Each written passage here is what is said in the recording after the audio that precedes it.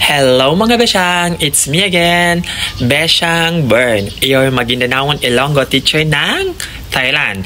DepEd teacher noon, TESABAN teacher ngayon. So for today's video, I'm going to give you the red flags that could possibly offload you sa immigration. Ayan. So habang namamasyal kami ni Ayman, ikukwento ko sa inyo kung ano yun or ibibigay ko. So let's go na! Number 1. Rush booking. So sa ticket ninyo sa airplane, dapat po 1 month ang pinaka maaga po from the day na nag-booking kayo doon sa lipad ninyo. Kasi syempre pag rush booking, alam ng immigration yan na hindi kayo magtutor dahil ang mga immigration officer, daig pa nila ang detective, matatalino yan sila. So dapat pinaka maaga na yun. Or kung mas better, mas matagal ang pag-booking sa lipad, mas maganda. Ayan, 'di ba? Green flag 'yon. Okay, let's go sa number 2. Sa number 2 naman is yung pagsabi ng may kakilala dito. Ayan.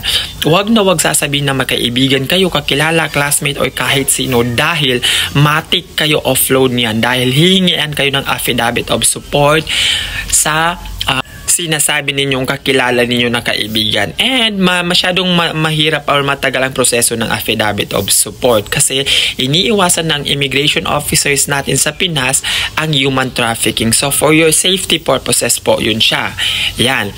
Pangatlo po, ayan, lack of requirements. Ayan. So syempre, pag kulang ang mga requirements ninyo, hindi talaga kayo papaliparin kasi kailangan complete kayo ng mga lahat ng requirements para sa mag-tour or para mabigyan kayo ng visa na 30 days at stampan ng immigration officer yung passport ninyo. Dahil kapag kulang yan, hindi kayo bibigyan or matik offload or meron doon makakatatak sa inyong papel na ibibigay ng immigration officers is for compliance. So, dapat ma-secure ninyo yan.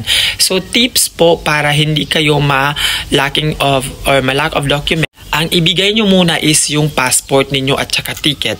So, pag naibigay na ninyo yung passport at saka ticket ninyo, kung ano lang yung hinihingi ng immigration officers, yun lang yung ibigay ninyo. Huwag na ibigay lahat kasi baka hanapan kayo ng butas kung ano yung wala doon. And second thing is, kapag tinatanong kayo ng immigration, huwag kabahan, huwag magpanik, huwag magtaranta. Third thing, kailangan eye to eye kayo sa immigration officer and confident. Isang tanong, isang sagot dahil the more you talk, the more mistake or more chances of mistake ang makukumit ninyo. So, ayun lamang po. Good luck sa inyong journey. Antayin kayo namin dito sa Thailand. And mga teachers or kung sino mga aspiring dyan or aspirant, tara na po, mag-Thailand na and see you here po sa Thailand. Hopefully po, masagot ko yung mga tanong, nasagot ko na or nabigay ko lahat ng tips para makapasa kayo sa immigration officers. And kung meron pa kayong mga katanungan or mga gustong video or anong man po dyan, please do not hesitate to comment po sa ating comment section para maibigay ko po lahat-lahat ng kailangan. Thank you po!